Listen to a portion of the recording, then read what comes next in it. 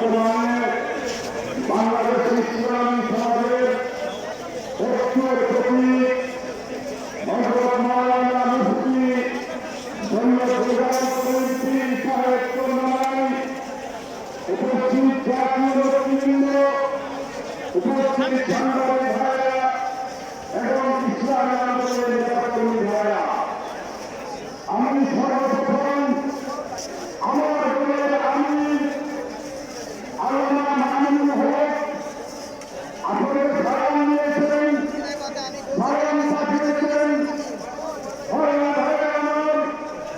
আমরা দীর্ঘ 15 বছর একটি ফাঁসিবাদী সরকারের বিরুদ্ধে আন্দোলন সংগ্রাম করেছি।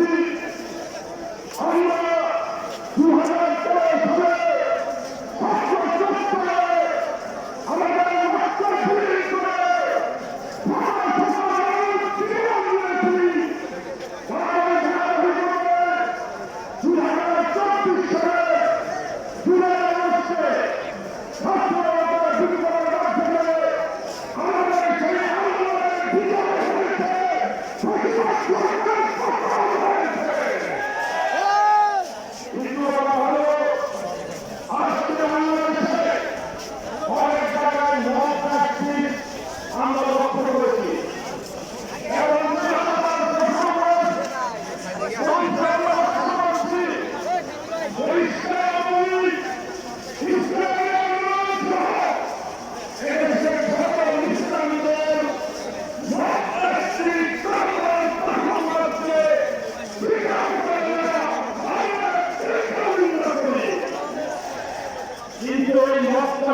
ব্যাপারে আমাদের সরকারের ব্যর্থতা হয়েছে, কারণ